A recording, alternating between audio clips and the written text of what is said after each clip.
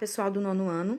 Bom, essa semana eu preparei 3 videoaulas para vocês. São videoaulas rapidinhas, tá? Onde a gente vai revisar o conteúdo que a gente tá vendo aí sobre ondas. Na primeira e na segunda videoaula eu vou pontuar aquilo que eu percebi que vocês mais erraram na hora que me entregaram os exercícios por e-mail, tá? E na terceira videoaula é um assunto novo, que é fontes e propagação da luz. E aí no finalzinho de cada videoaula tem um exercício para vocês fazerem e me encaminharem por e-mail, tá bom? Ondas mecânicas e eletromagnéticas, a gente já viu até na sala de aula, vocês já viram isso semana passada, então eu não vou focar nesse assunto porque vocês já sabem a diferença entre elas. O que eu quero que vocês prestem atenção são nas partes que formam as ondas, porque alguns de vocês erraram na hora de fazer essa construção para mim. Então veja que a parte alta é a crista, a parte baixa é o vale, e a amplitude é a distância entre o ponto de equilíbrio, que é essa linha do meio, até a ponta da minha crista. Alguns de vocês desenharam isso daqui errado, tá?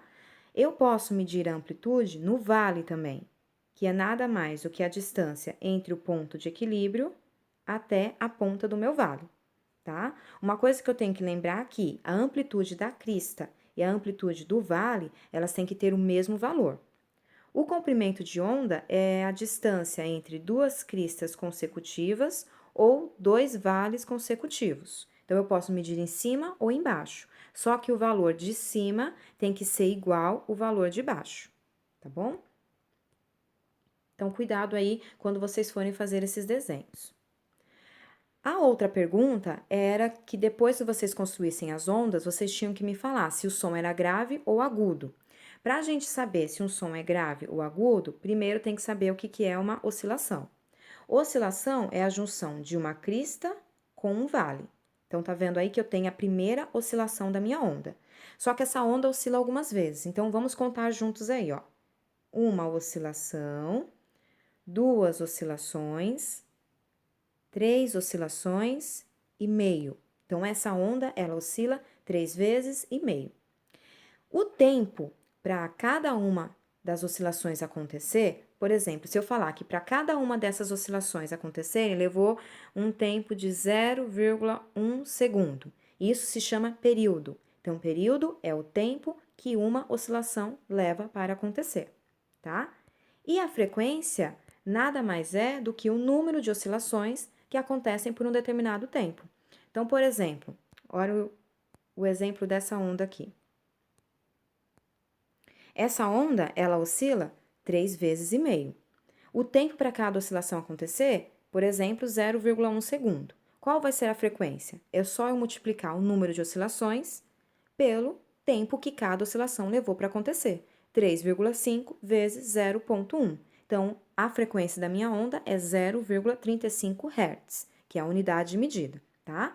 E aí, quanto mais oscilações eu tiver, maior vai ser a frequência. Quanto menos oscilações eu tiver, menor vai ser a frequência. Então, os desenhos que vocês me mandaram tinham que ficar parecidos com esse daqui, tá? Aqui é um desenho de um dos alunos aí que me enviou, tá? E eu vou usar ele como exemplo. Então, tá vendo que a primeira onda eu tenho uma, duas oscilações. A segunda onda eu tenho uma, duas, três, 4 oscilações. E por que a onda de baixo oscila mais que a onda de cima? Aí que vocês erraram na resposta, tá? A diferença é porque a onda de baixo, ela tem um comprimento entre as cristas e os vales menor do que a onda de cima, que tem um comprimento entre as cristas e os vales maior. Então, qual é a ideia? Quanto menor esse comprimento, mais oscilações eu vou ter, maior frequência, o meu som vai ser agudo. Quanto maior esse comprimento, menos oscilações eu vou ter, menor frequência, o meu som vai ser grave, tá? É essa a ideia. Como vocês perceberam, o comprimento de onda e a frequência, eles estão relacionados, tá? Então, se eu quiser calcular aí a velocidade de uma onda, basta eu multiplicar o comprimento, o valor do comprimento dessa onda, pelo valor da frequência, e aí eu vou ter a velocidade dela. E é essa a primeira tarefa de vocês. Então, tem aí 2 exercícios para vocês calcularem no primeiro a velocidade da onda e no segundo calcular a frequência da onda. Então, vocês vão usar exatamente a formulazinha aqui que eu acabei de passar, tudo bem? E vamos para a nossa segunda videoaula.